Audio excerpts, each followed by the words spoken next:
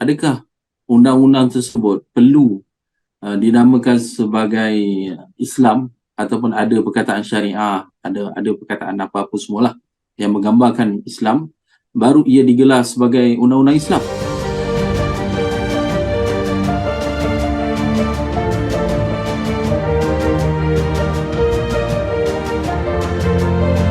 Assalamualaikum warahmatullahi wabarakatuh dan salam sejahtera. Selamat datang ke Yusro Podcast dalam episod yang keempat.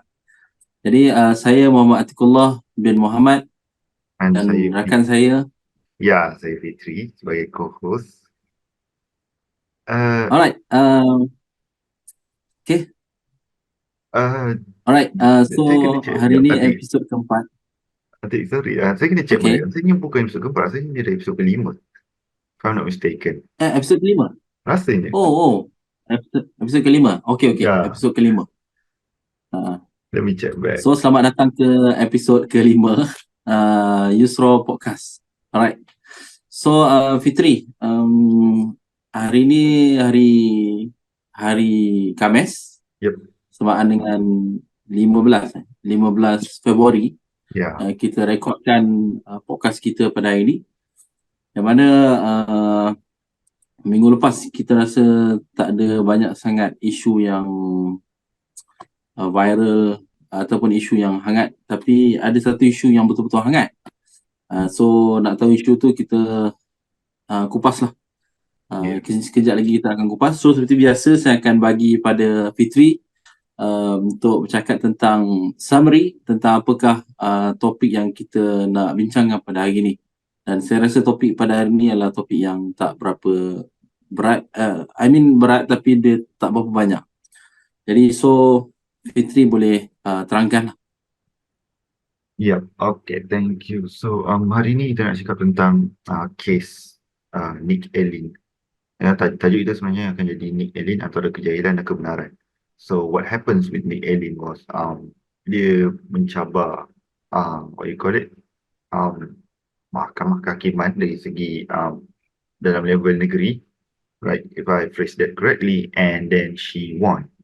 So what's the implication of that? Ada banyak diverse opinion. Will it affect mahkamah kehakiman untuk negeri lain, and then also apa yang sebabkan dia buat macam tu, kenapa dia buat macam tu, and banyak lagi. Dan ada satu atau dua parti macam ni. Contoh, TikTok kan, kadang-kadang dia tiba-tiba ada sebenarnya saya berkuam dan lepas tu dia jadi viral sebab dia bagi dia punya 2 cents cakap pasal benda ni. And then dia ada viral, ada video lain yang daripada mahkamah syariah punya lawyer syariah buat dia punya 2 cents pula. Okay, sebenarnya macam ni, apa yang lawyer daripada civil tu cakap sebenarnya salah. So yeah, we will get to take a look about all of that in detail soon. And then kita ada the next topic, Kampung Baru Cina dan UNESCO, which Corming, right? He wanted to UNESCO iktiraf Kampung Baru Cina di Selangor sebagai tapak warisan dunia. So tapak warisan dunia ni bukannya sekadar like you register your marriage, like tulis surat, okay, tak gambar snapshot a bit of tu, boom, set dekat dunia, and then voila, kita lah tapak warisan dunia. No, it takes a lot of time. And then kita akan ulas apa tu sebenarnya tapak warisan dunia, macam mana nak jadi. Kita dah ada ke tapak warisan dunia? Yeah, we have a few. And yeah, why, kenapa dia nak Kampung Baru Cina? Is it relevant untuk Kampung Baru Cina dekat Selangor untuk dijadikan tapak warisan dunia? Well, we will talk about that. And then first of all, to kick off the thing, case Nick Allen. Yeah, let's start with Nick Allen first. I think you want to start? Ya. Okay. Seperti yang kita tahu, kes Nick Allen ni, apa yang Nick Allen telah buat? Nick Allen telah mencabar 16 peruntukan kesalahan dalam enakmen Kanun Jenayah Syariah Kelantan 2019 yang diputuskan sebagai dan mahkamah telah memutuskan sebagai 16 peruntukan enakmen Kanun Jenayah Syariah tersebut adalah terbatal dan tidak sah. Jadi kalau tengok pada dia punya kronologi dia ataupun kita kata apa summary kita kata apakah, kalau kita tengok apakah 16 kesalahan peruntukan elemen syariah yang ditentang ataupun yang ditentang oleh Ni Elin untuk dibatalkan. Kita tengok yang pertama sekali adalah Section 14 liwat. Okey, kesalahan liwat. Section 16 persetubuhan dengan mayat. Okey. Lepas tu Section 17 hubungan seksual dengan bukan manusia. Lepas tu Section 31 gangguan seksual. Section 34 memiliki dokumen palsu memberikan keterangan, maklumat atau kenyataan palsu. Lepas tu Section 36 apa-apa yang memabukkan. Okey. Section 39 mengurangkan skala ukuran dan berat. Okey. Timbangan lah. Section 40 melaksanakan transaksi muamalat yang bertentangan dengan hukum syarak, undang-undang syariah. Lepas tu Section 41 melaksanakan urus niaga muamalat melalui riba.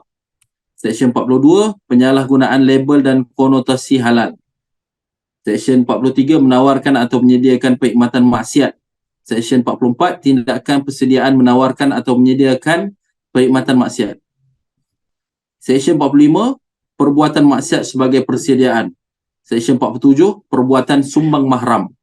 Lepas tu section yang terakhir adalah Section 48 muncikari ataupun laki berpakaian wanita sebaliknya bertentangan dengan hukum syarak. Dua section dikekalkan oleh Mahkamah Persekutuan ialah Section 13 iaitu menjual atau memberikan anak kepada bukan Islam atau Muslim yang tercela dari segi moral, dan Section 30 iaitu menggunakan perkataan yang boleh memecah belahkan keamanan. Alright. Jadi ni Elin ni dia berasal daripada Kelantan. Dia dan anak dia, Tengku Yasmin Natasha Abdul Rahman, failkan petisyen ke Mahkamah Persekutuan mengikut perkara 4/4 Perlembagaan Persekutuan serta menamakan Kerajaan Negeri Kelantan sebagai responden tunggal. Ketika mencabar perlembagaan dan kesahihan 18, dia cabar 18. Tapi dua dikekalkan, seperti yang saya tahu tadi, yang saya bagi tahu tadi. Section 13 menjual atau memberikan anak kepada orang bukan Islam atau tu dikekalkan. Kemudian dengan 30 menggunakan perkataan yang boleh memecah belahkan keamanan, itu dikekalkan. Dan yang 16 yang saya sebut tadi semua dibatalkan dan dikatakan tidak sah oleh kerajaan, oleh Mahkamah Persekutuan. Jadi dia kata sebab alasan adalah Dewan Undangan Negeri Kelantan tidak punya kuasa untuk mengubah undang-undang ke atas 18 kesalahan terbabit kerana terdapat undang-undang persekutuan yang meliputi kesalahan sama. Jadi Fitri, kita tengok Ni Elin telah menang kes ni. Dia lawan dengan kerajaan Kelantan dan dia menang. 16 digugurkan, 2 dikekalkan. Jadi apa pandangan Fitri berkenaan dengan apa yang berlaku ni? Adakah ialah satu tamparan yang besar bagi umat Islam sebab jenayah syariah, ataupun ia menunjukkan bahawa sistem mahkamah syariah di Malaysia ni sangat kekurangan atau ketandusan kuasa berbanding mahkamah sivil? Alright. Wah, it's hard to say honestly sebab there's actually masa video pasal Ni Elin muncul, there's one lawyer yang that I mentioned masa introduction tadi, tapi dia from the civil punya lawyer, dia bukan syariah punya lawyer, so probably it's a little bit different. And dia letak macam ni contohnya, the way they summarize things, tak tahulah sebab when you summarize things you tend to leave certain details behind it, probably significant untuk kita buat so and so called judgment. Apa yang dia cakap sebenarnya, it's yang peguam sivil dia cakap sebenarnya is not to replace any of those. Dia macam contoh, I'm not sure my analogy is right or wrong. Contohnya kes liwat ni sebenarnya dah ada dekat Mahkamah Persekutuan, right? Correct me if I'm using wrong term. Dekat Mahkamah Persekutuan. Dan dekat Mahkamah Syariah yang level negeri ni ada juga. So why kita nak ada dua rules yang bertindih on each other? and some of that also means opposition party to pass. Of course dia akan gunakan kes ni untuk kenakan pihak pihak sana, and then bila dia orang tentang benda ni, dia akan cakap sebenarnya lebay-lebay PAS sebenarnya takut sebab Mahkamah Syariah punya hukuman lagi ringan daripada hukuman Mahkamah Persekutuan. So bila benda ni yang ni Elin lawan ni dibubarkan, mungkin dia akan ikut Persekutuan punya rules, which is dia punya hukuman akan jadi lagi berat. And then 2-3 hari lepas tu ada lawyer lain yang betul-betul lawyer syariah sebenarnya cakap ni sebenarnya dia akan effect negeri-negeri macam kau dah lawan negeri Kelantan, negeri Sembilan punya ni macam mana pula, nanti ada orang akan tengok pula Terengganu punya ni macam mana, Terengganu punya ni macam mana, negeri-negeri lain punya law macam mana, ada tak loopholes yang kita boleh masuk, yang kita boleh fight untuk ikut Mahkamah Persekutuan, probably macam mana itu ini. And at the same time, sebabkan ADUN sebenarnya ada kuasa untuk bubal undang-undang tu, I guess, kat Mahkamah Syariah. So what's the point if kalau you call it, if you can follow apa yang ADUN buat, then it will be one of their job scope will be relevant. And it's hard to say sebab benda ni so technical, and there's not amount of video yang we can talk about unless, sebab even the lawyer themselves, among themselves, they are different dengan benda ni kan. So yeah, it's I'm not sure about that, but I'm worried that mula-mula dia sikit and then dia start mencabar. It's not going to that way yet, tapi kalau dia dah start mencabar untuk untuk masukkan sikit-sikit Islam punya perundangan, it will be a problem. Dia takkan masukkan sebenarnya ni langsung tak payah what you call it, tak payah hukum untuk macam ni, tak, dia macam ambil sikit sebenarnya ni, mana macam ni sikit, adjust sini. But I think that will be a different conversation. But for this one, the one that I've heard, it's not actually untuk masukkan atau apa-apa, unless I'm mistaken. Just cuma berlaku pertindahan dalam all those yang enactment yang diorang dah luluskan. That's my 2 cents. Ada juga pandangan yang mengatakan bahawa bidang kuasa syariah negeri, jenayah syariah negeri mempunyai hukuman yang ringan berbanding dengan persekutuan. Tapi yang tu kita tak sempat nak buat research berkenaan tu. Ada yang kata hukuman paling tinggi kalau negeri 3,000 atau 2,000 something, tapi di persekutuan lebih tinggi daripada jumlah tersebut lah. Jadi ia seperti yang Fitri kata tadi, ia adalah pertindihan, sama ada ini kuasa persekutuan ataupun kuasa negeri. Dan dia bila just pertindihan, dia ada 2 cara. Yang pertama, kita biarkan pertindihan tersebut, biarlah, maknanya kalau dia nak hukum di negeri, hukum di negeri.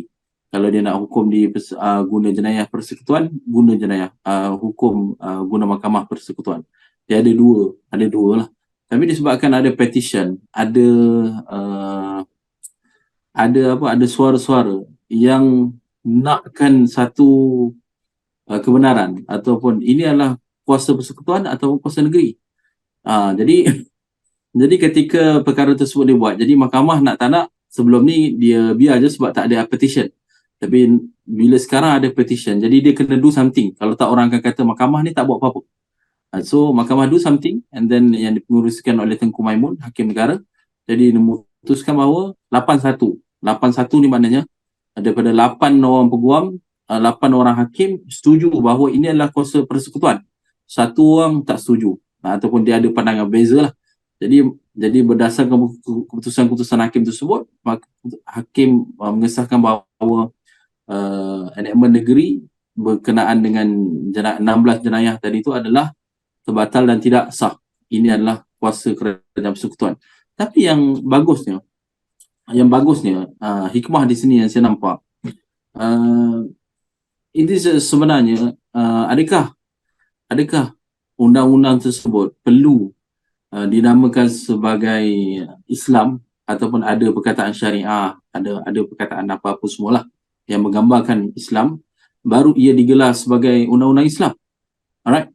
Dia sebenarnya dia bukan tentang nama, branding, tapi dia tentang isi terhadap perkara tersebut. Contoh, kalau dia didakwa di mahkamah sivil sekalipun, tetapi isinya adalah dia selaras dengan isi agama Islam tersebut. Jadi bagi saya ia no problem. Dia just tentang branding civil dan syariah. Dan kita tahu di syariah kuasanya agak kecil berbanding dengan civil. Jadi ketika di civil tu bidang kuasanya besar dan hukumannya lebih besar, why not kita boleh menggunakan peruntukan tersebut walaupun jenamanya civil bukan syariah, tapi isinya adalah baik. Di mana dalam Islam kita tahu dia ada kisos ni balas balik. Apa yang orang buat kat kita, kita buat balik kat orang, macam tu lah. Maknanya hukum bunuh semula, jadi kisos. Kemudian kita ada hudud. Hudud ni ada banyak benda dalam hudud lah. Minum arak kena sebat 40 dan sebagainya. Kemudian yang ketiga adalah hukuman yang dilakukan mengikut kesesuaian ataupun ni disebut sebagai takzir. Jadi civil, sebab semua undang-undang ni dipersetujui dan dilakukan. Jadi dilakukan dengan secara kolektif, makna bersamalah, jadi untuk diluluskan undang-undang tersebut. Jadi di sini ada dua cara. Sama ada kita nak pakai hukuman di sivil. Yang kedua, kita kena memperkasakan dan kena memperluaskan lagi bidang kuasa syariah di setiap negeri. So ada dua hikmah. Kita akan dapat hukuman yang saya rasa lebih besar daripada kerajaan negeri, iaitu melalui hukuman sivil di Mahkamah Persekutuan. Yang kedua adalah nak tak nak, kalau kita tak setuju dengan branding tersebut, kita kena memperkasa dan kita kena cuba sedaya upaya untuk meluaskan lagi kuasa bidang syariah di setiap negeri. Alright, so itu adalah tentang kes ni, Helin. So saya nak tanya Fitri juga. Oh my. Saya nak tanya tentang kes ni lah. Fitri tadi sebut ada orang akan cabar pada negeri-negara lain sebab this is one of satu cara untuk famous, right? Satu cara untuk jadi famous. Adakah Fitri rasa undang-undang syariah ni tidak kuat, ataupun macam kenapa undang-undang syariah di Malaysia tidak strong as civil? That's a good question. Yeah. Probably because I don't know much about law, tapi when people talk about hudud, diorang takut, right? But at the same time, ingat tak dulu masa zaman kita nak PSR, masa zaman kita nak PMR, kan ada motivator datang, lepas tu dia tunjuk mana orang kena sebat lah, ni yang I don't know, tak relevan dengan pembelajaran pun. And yang kena sebat sampai kupas kulit orang tu kan, that's actually civil. And then when we find out, masa kita belajar pasal hukum hudud, apa benda semua ni yang kena sebat semua tu, is not like sebat macam civil yang pakai stingray punya apa benda tu yang boleh sekali dua kali dia memang betul takut kan. I don't want to say. So the thing that I can find out here is probably the leniency in Islam itself, kecuali of course lah yang berat-berat tu memang dia akan nampak berat, macam stone to death, kena tapi hukumannya macam hukuman sebat tu is not like sebat yang macam kita ada kat civil. Probably civil, I don't know, I can't make assumptions. Yang pasal law tadi, sebab dia nampak yang Adakah ada. Fitri, adakah sebab kita pernah dijajah and then kita menerapkan undang-undang daripada penjajah?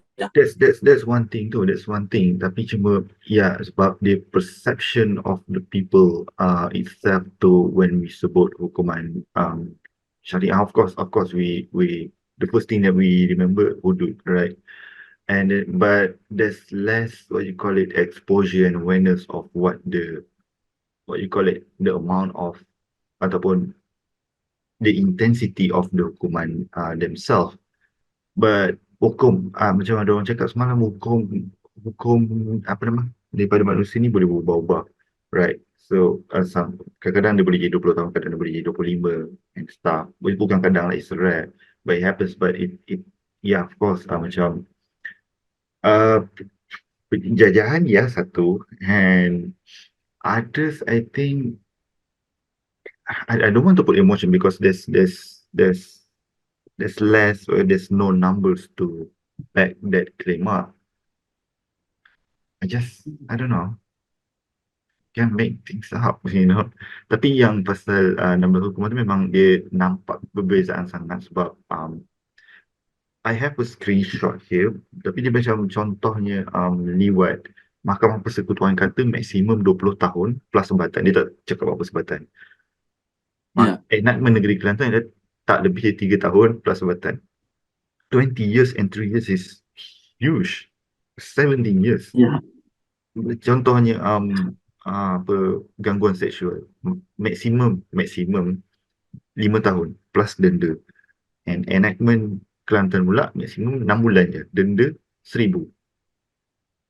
So nampak macam kerajaan negeri punya kerajaan negeri punya hukuman tu lebih ringan daripada persekutuan, betul? 20 tahun sangat ringan, 3 tahun. Sangat beza. I'm not sure why, but I'm not I have a friend that mahkamah Syariah law juga, but I don't have a chance to ask her about this thing because it never went viral yet. But I don't know. Coming up. Why though? Actually, why? If we think it that way. Why? Tak, kenapa there's a lot of there's a huge gap. Well, of course, kalau 1-2 tahun, but the huge gap, is it the question of Mahkamah Syariah ni too lenient ataupun Mahkamah Sivil ni is too quote and quote barbaric? I'm not sure which one is which sebenarnya. Alright, okay. Jawapan dia adalah sebab Mahkamah Syariah mempunyai kuasa yang terhad. Dia ada kuasa yang terhad, dia tak boleh tetapkan hukuman lebih daripada ni, denda dan sebagainya. Itu Mahkamah Syariah. Banding dengan kuasa Mahkamah Sivil, dia ada mahkamah punya kuasa yang sangat besar untuk menetapkan hukuman-hukuman tersebut. So that's the answer lah kenapa Mahkamah Syariah dia hukuman sama tapi perbezaan di sivil tu sangat ketara, sebab Mahkamah Syariah tak boleh tetapkan hukuman lebih daripada apa yang ditetapkan. Sebab tu dulu apa yang ditetapkan, wait, lebih daripada who set the parameter that okay, Mahkamah Syariah aku tak boleh set lebih daripada let's say 5 years. Who said that? Ini ada dalam kanun bidang kuasa negeri. Sebab tu dulu kalau kita ingat ada RUU 355 untuk meningkatkan had kuasa Mahkamah Syariah. 355 yang cuba dibawa oleh PAS di Parlimen untuk daripada 3,000 naik ke berapa puluh ribu, kemudian daripada berapa tahun naik ke ni. So hukuman-hukuman tersebut cuba dibawa ke Parlimen supaya ia boleh meningkatkan lagi bidang kuasa syariah. Tapi ia ditentang oleh banyak pihak, so benda tu tak berlaku lah. Jadi the reason is sebab memang ada peruntukan bahawa bidang kuasa syariah hanya boleh denda setakat tu saja, dan bidang kuasa syariah boleh kenakan hukuman setakat tu saja, maksimum macam tu. Memang ada sebab tu ada cuba buat pindaan. Alright, dulu pada sejarahnya kita menggunakan undang-undang Islam. Buktinya adalah kita menggunakan undang-undang Islam pada dah beratus tahun. Ya. Bukti ialah batu bersurat bertarikh 22 Februari tahun 1303 di sejarah sikit, dan dokumen-dokumen perundangan bertulis seperti hukum kanun Melaka. Namun bila British jajah, dia tengok hukuman-hukuman ni sebagai tak unconstitutional apa kita panggil dia, tidak berkonstitusi seperti di negara mereka. Maknanya British dia maju sikit pada kita pada waktu tersebut. Jadi dia datang, dia tengok apa undang-undang kita ni, padahal kita ikut undang-undang Islam kan. Jadi dia jajah kita dan dia ubah perkara tersebut. Disebabkan itu, kita menggunakan, sebab tu kita punya undang-undang kita sama dengan British. Dan banyak kes-kes jika berlaku di British akan dirujuk juga pada keputusan tersebut pada negara kita. Contoh kalau kita berlaku satu kes yang contoh tak berlaku kat negara kita, tak pernah berlaku, alright, tapi pernah berlaku di UK. Jadi hakim akan ambil keputusan di UK dan terjemahkan di Malaysia. Dan sebab kita pakai undang-undang yang sama, undang-undang yang sama lah, common law, alright. Kemudian apa jadi pada undang-undang Islam tersebut? Undang-undang Islam tersebut menjadi British masukkan undang-undang tersebut menjadi undang-undang yang berkaitan dengan ibadat, undang-undang yang berkaitan dengan undang-undang kekeluargaan, harta pusaka dan perkara-perkara lain yang dimasukkan dalam definisi undang-undang peribadi atau personal law. Alright. Menurut agama hanyalah melibatkan kesalahan di bawah undang-undang keluarga, kesalahan berkaitan ibadat, makan khalayak ramai bulan Ramadan dan sebagainya, berkaitan akidah, tata sila dan pentadbiran agama. Jadi British telah misahkan undang-undang tersebut. Undang-undang Islam tadi yang kita guna, hukum kanun Melaka dan batu bersurat tersebut yang berkaitan dengan semua, kalau curi, potong tangan dan sebagainya,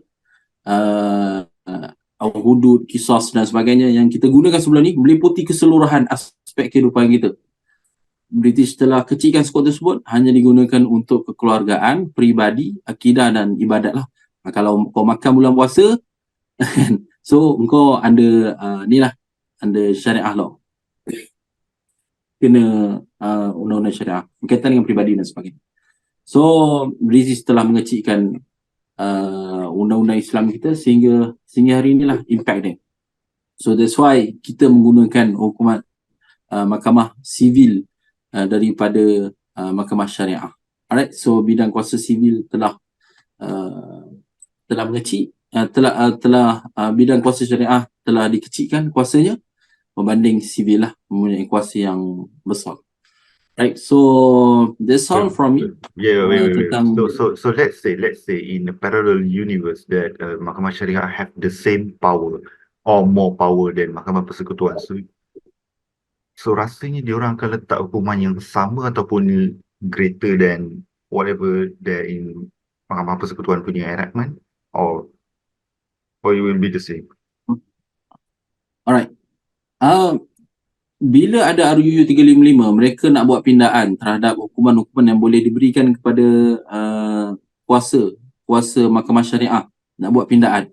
Jadi pindaan tersebut nak memperkasakan lagi hukuman-hukuman dan kuasa yang boleh ditentukan, hukuman-hukuman yang ditentukan kepada penjenayah lebih besar oleh mahkamah syariah. So in parallel, kalau benda ni berlaku, mahkamah syariah lebih besar daripada mahkamah sivil, saya merasakan bahawa kita akan our ulama, kita punya orang-orang bijak pandai dan sebagainya, scholar, semua akan menggunakan kuasa tersebut menentukan hukuman berdasarkan situasi, seperti yang berlaku pada Umar. Sayyidina Umar Al-Khattab dulu, kalau kita minum arak, kita kena sebat 40 kali. Tapi Umar, ada yang kata dia telah menambah 40 sebatan lagi, jadi 80. Zaman Umar, minum arak kena sebat 80. Alright? 40 tu hudud, 40 lagi tu takzir. Faham tak? 40 hudud, 40 lagi takzir. Jadi hukuman tersebut yang akan kekal adalah hudud qisas. Alright? Hudud qisas akan kekal. Kemudian yang akan berubah-ubah adalah takzir. Takzir yang akan berubah. Kalau zaman ni teruk sangat orang, jadi hukuman tu dinaikkan. Right. So ada peluang untuk hukuman tu dia berubah sebab dia adalah berdasarkan keadaan dan konteks semasa lah. So that's why saya rasa dia akan ditentukan oleh betapa seriusnya masalah tersebut. Kalau masalah tu serius, so hukuman akan lebih berat lah.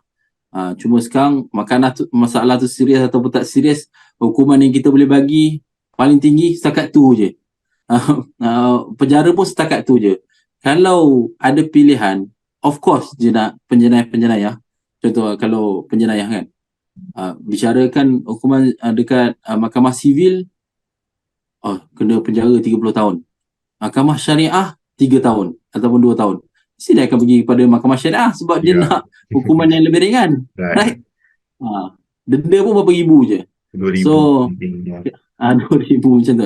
So, bila 16 ini dibatalkan, bila 16 dibatalkan, tak nak dia kena pergi sivil dan dia kena hadap dia kena hadap hukuman yang lebih berat. So itu antara hikmah, dan kita tak nak orang menggunakan mahkamah syariah sebagai escape plan. Alright? Tak apa, kita buat dekat negeri-negeri tertentu. Kalau kena tangkap pun kita bicaralah dekat mahkamah syariah. Alright? So benda tu menjadikan mahkamah tersebut digunakan untuk jalan pintas ataupun jalan pintas yang menyebabkan mereka terlepas daripada hukuman yang lebih berat. So kita tak nak macam tu lah. So balik pada soalan Fitri, saya rasa mereka akan buat hukuman berdasarkan keadaan semasa. Right. So that's all tentang kes Nick Allen. Nick Allen dia cabar lah. Dia menang kan. So dia menang dan dia dapat pelbagai ugutan lah dan sebagainya. Tapi benda ni perlu dibincangkan secara akademik dan sepatutnya ada side yang kita kena cuba untuk mencari hikmah. Ada satu side yang kita perlu perkasakan mahkamah syariah. So that's all from me. Yep, that's all. So then we will talk about UNESCO. Alright.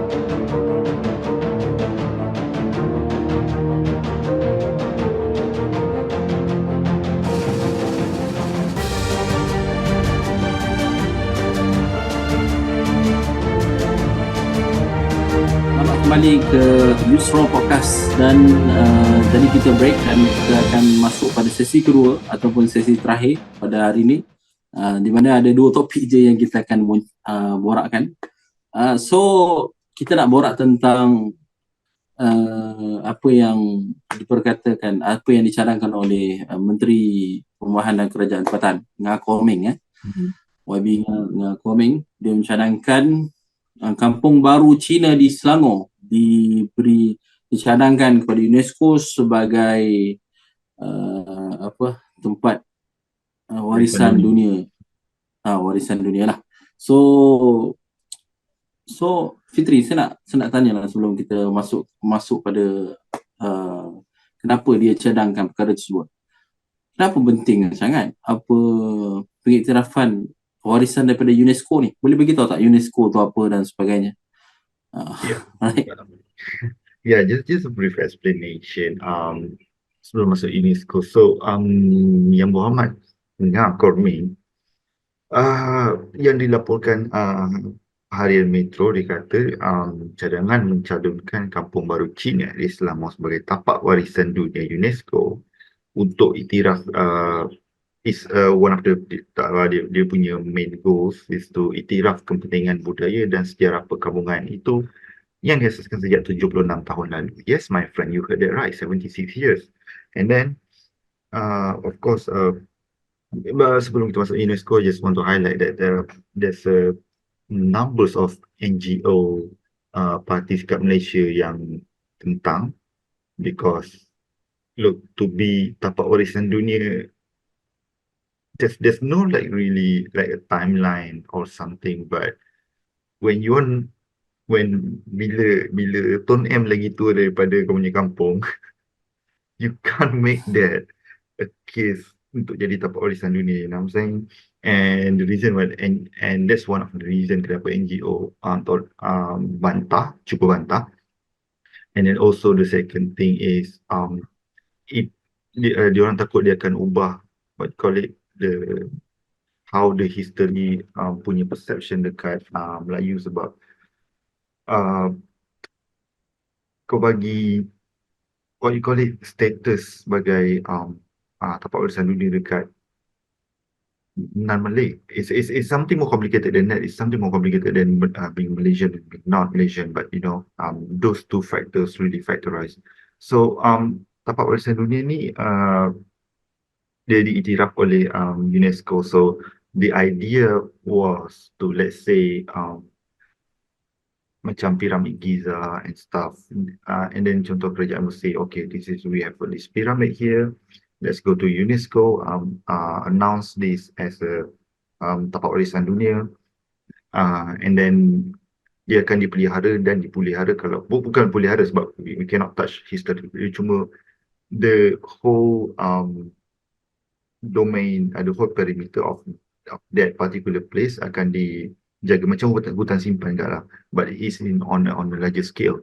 And then we have tahun 2008, Julai 2008, we got Melaka Bandaraya Bersejarah dan Georgetown telah diiktiraf tapak warisan dunia. And benda ni bukan senang, macam dalam intro saya cakap, just register, betul hantar borang, and then boom, next month lulus. Proses ni ambil masa 7 tahun. 7 years, probably dia orang punya UNESCO hantar orang-orang, dia tengok, okay, what happens with this, tengok kaji sejarah, kaji balik di archive, what happens, oh perang ada kat sini, oh sebenarnya ni diasaskan oleh ni, diasaskan oleh itu, apa memorable events yang berlaku kat sini, kenapa ni penting. Contohnya macam Melaka, kalau tak ada events yang berlaku kat Melaka, Malaysia takkan wujud and stuff like that. So yeah, that's kenapa pentingnya tapak warisan dunia. And it's dunia, it's not like tapak warisan Asia or something, it's world. And then yeah, apabila kerajaan Malaysia menghantar percalonan ke atas Melaka Bandaraya Bersejarah dan Georgetown untuk dinilai oleh dia orang punya UNESCO punya community, kesemua 21 buah negara yang terlibat telah bersetuju mengiktiraf kedua-dua bandaraya ini sebagai bandaraya warisan dunia. So it's not like a one dekat UNESCO je, lepas tu ada UNESCO punya presiden, vice president turun. It's like the whole world. It's not the whole world, it's lot important worlds. 21 negara, each of them punya representative yang which I believe that is pakar dalam historian, pakar dalam what you call it, heritage and stuff. And also to be part of the tapak warisan dunia ni actually a good thing. Kita tak rasa sangat, tapi cuma dalam perang there's one convention called Hague Convention, established in 1954, yang it's like a gentleman agreement. Contoh kalau kau perang, mesti kau tak boleh bom piramid, which we know kalau benda tu berlaku, Israel will be the first person to bomb, right? So that's is just to show to that much extent that if satu tempat tu dah diiktiraf sebagai tapak warisan dunia, you will be protected at best. And then of course tapak tu kan, will keep on improvising. Contohnya kalau let's say satu negara tu bankrupt or something, tak boleh nak protect more, tak boleh nak, betul, sebab ni semua kena diselenggara, right? And then UNESCO will step up at their best to help. So yeah, that's the brief explanation on what tapak warisan dunia dengan kepentingannya. And to have to in Malaysia, I think that's good. That's a good way. Of course, the tarik pelancong and stuff. That's a good way to boost our economy since 2000 and still since sebelum ni lagi, sebab sebelum ni orang Malaysia semua dah tahu dah yang Melaka tu tapak bersejarah, cuma nak make it official. And yeah, that's the good thing about it. Sebab yeah, untuk Kampung Baru Cina, yang lagi muda daripada Tun M. So I don't think it's wise. And then saya rasa saya ada baca report juga yang YB komen pun dia sendiri cakap dia tak nak extend this issue. Probably he realised that he messed it up.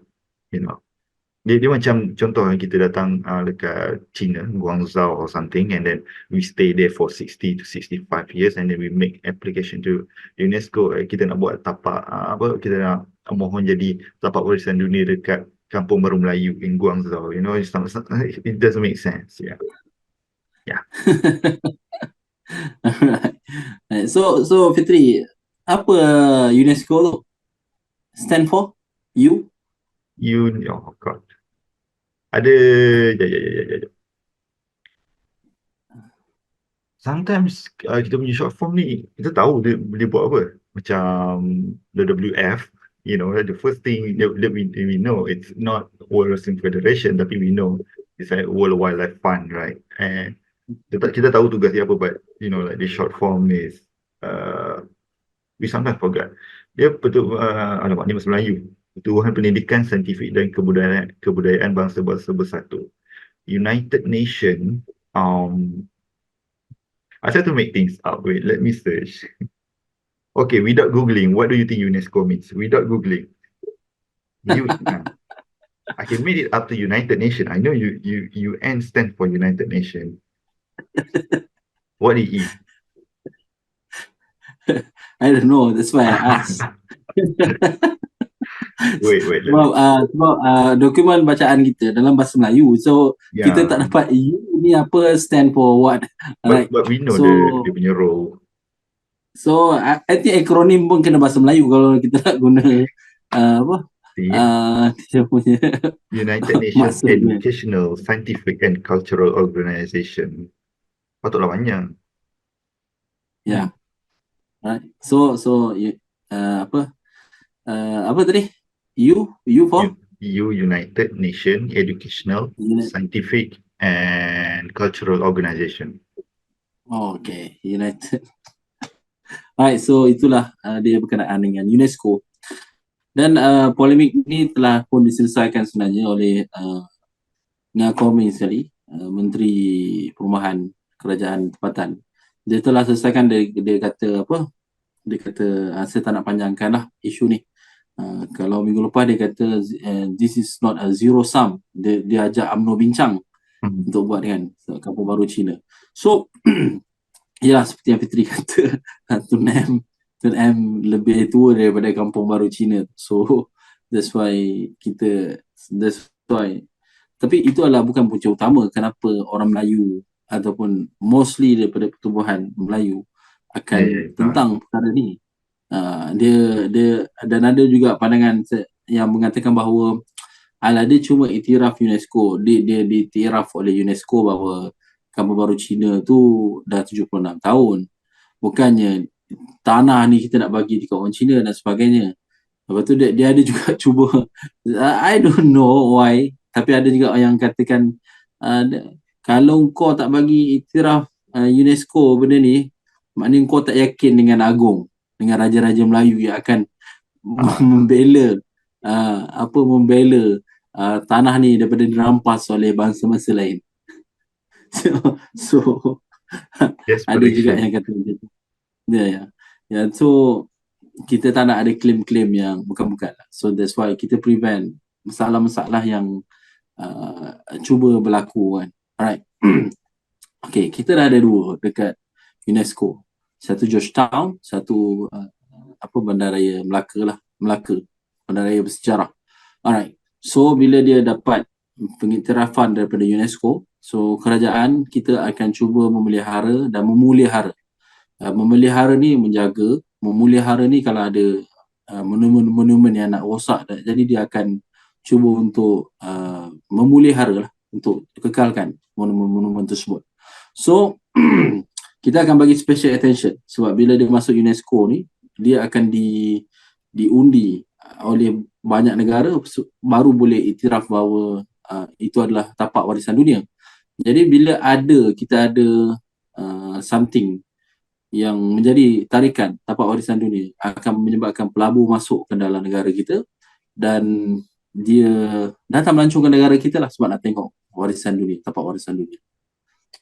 So, apa yang berlaku di sebalik pengiktirafan UNESCO di Georgetown yang telah disebut oleh Datuk Dr. Ahmad Murad Marikan, pakar sejarah daripada UIAM.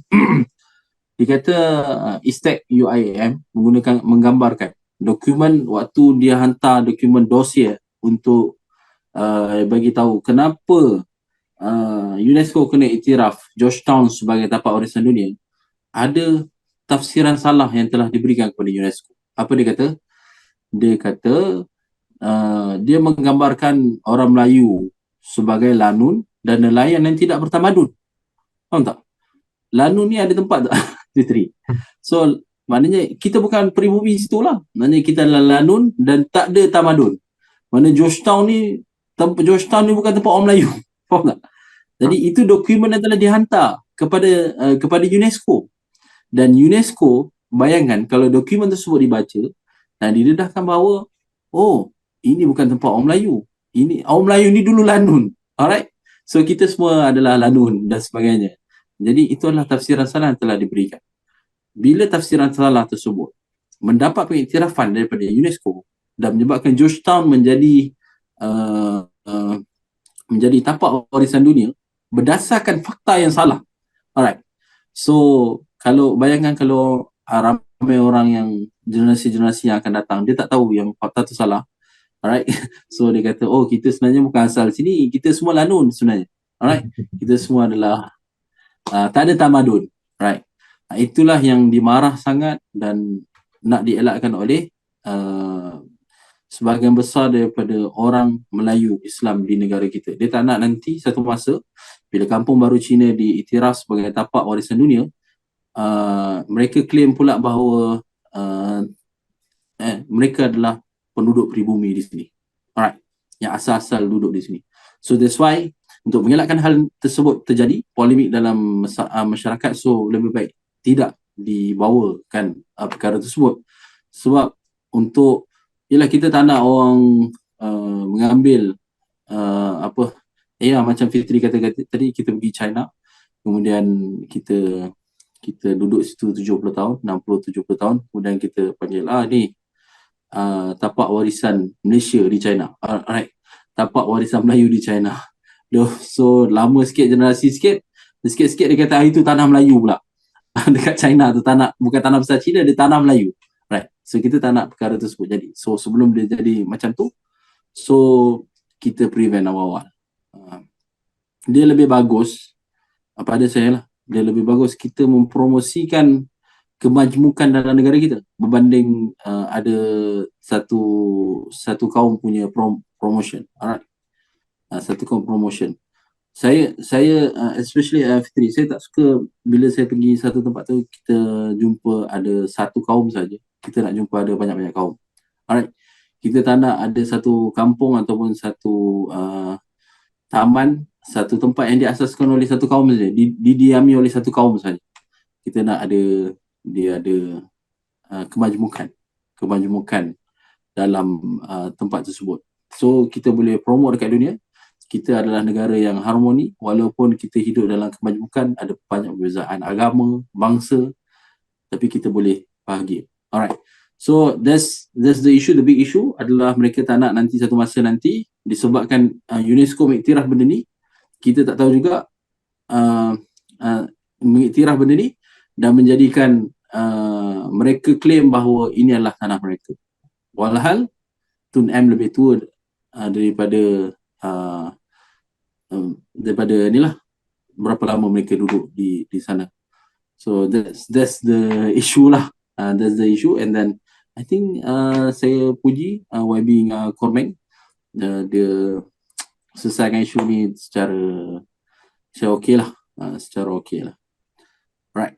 So they handle the issue. So itulah. Cuma the back issue is kita tak tahu baru saya tahu bila kita nak buat podcast, bila kita ada bacaan, kemudian ada wawancara daripada Sinarian, ada wawancara Datuk Dr. Ahmad Murad Marikan, baru kita tahu bahawa Georgetown itu telah diberikan tafsiran yang salah ketika melobi UNESCO untuk mengiktiraf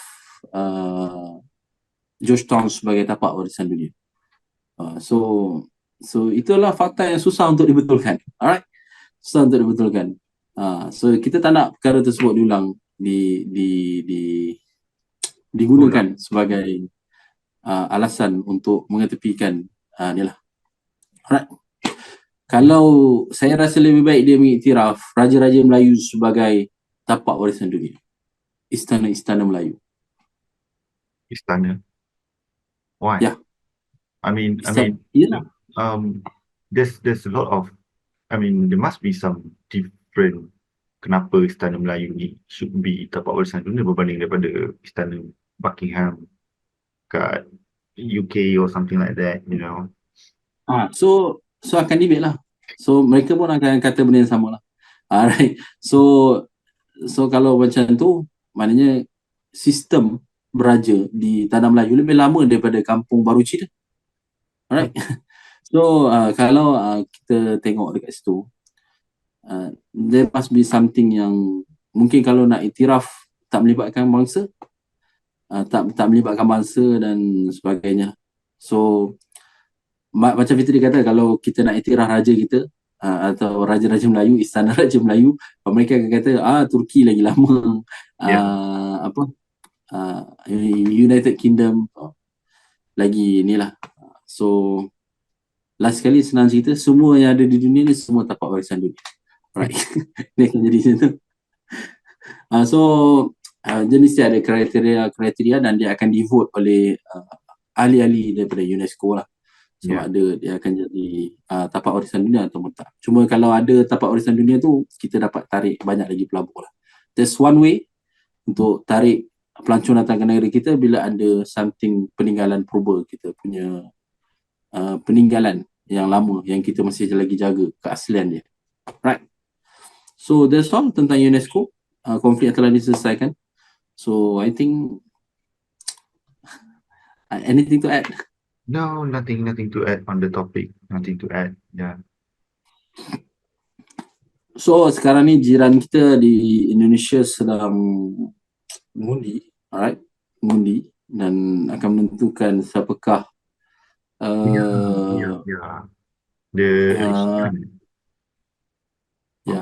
presiden dan inilah pres dan cawapres. Okay. calon ialah macam naik presiden dan sebagainya. Bila election? So nanti kita within this week or sebelum puasa? I think this week. Dia Februari. Ya. So kita akan tengok Bapak Jokowi telah nanti akan turun daripada presiden dan kita tengok siapakah yang akan menjadi pengganti pada Bapak Jokowi lah. So I think that's fair for today's topic. Anything? Yep, nothing else. Let's see what this week brings us. Then probably until next week then. Right. Yeah. So terima kasih kerana menonton Yusro Podcast episode 5. Alright. Bye. Have a nice day. Alright, have a nice day. Bye.